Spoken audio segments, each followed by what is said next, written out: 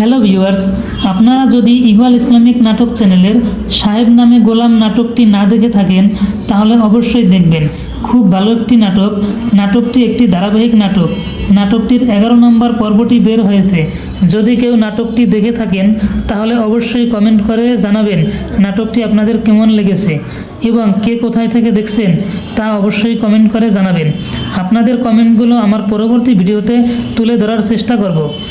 নাটকটির 11তম পর্ব শুরু হয় সাহেব এবং তার শ্বশুর আব্বাকে দেখিয়ে। সাহেবের বউ অসুস্থ।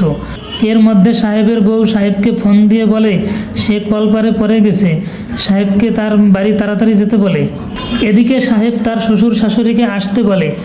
সাহেব জিনাতকে নিয়ে হাসপাতালে যায়, কিন্তু মা বাচ্চা দুজনেই মারা যায়। এদিকে আলম চেয়ারম্যান ও তার সহধর্মিণীর মেয়ে সাদিয়া আলমকে রসুলপুর ইউনিয়নের জনগণ বিপুল ভোটে চেয়ারম্যান নির্বাচিত করেছে। এদিকে মেম্বার সাহেব শুভ চেয়ারম্যানকে শুভেচ্ছা জানাতে আসে। কিছুক্ষণ পর লোকমান একটি দুঃখের খবর নিয়ে এসে সাদিয়াকে দেয় যে সাহেবের বউ জিনাত মারা গেছে। শুনে সাদিয়া খুব দুঃখ পায়। সাদিয়া সাহেবকে দেখতে যায়। সাহেবকে সাদিয়া বলে সে এই গ্রামের মানুষকে একবেলা খাওয়াতে চায় জিনাতের আত্মার শান্তির জন্য। সাদিয়ার খারাপ সময়ে জিনাত তাকে অনেক আগলে রেখেছিল, তাই সাদিয়া জিনাতের জন্য কিছু করতে চায়, কিন্তু সাহেব রাজি হয় না।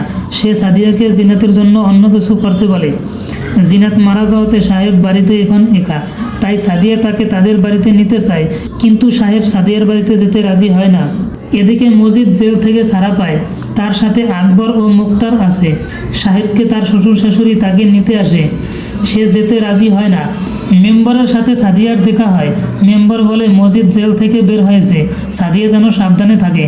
মজিদ সাদিয়া আলমকে শুভেচ্ছা জানাতে আসে একটি গরু উপহার নিয়ে। মজিদ ভাই তাকে কিছু বলার চেষ্টা করে, কিন্তু সাদিয়া তার কথা না শুনে ঘরে চলে যায়। তার গরু উপহার তাকে ফেরত দিয়ে দেয়।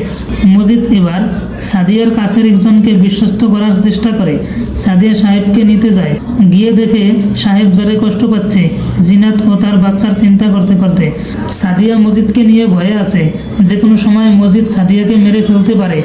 সাহেব সাদিয়ার বাবাকে কথা দিয়েছে সাদিয়ার বিপদের সময় সে তার পাশে থাকবে, তাই সাহেব এবার সাদিয়ার বাড়িতে যাওয়ার জন্য রাজি হয়।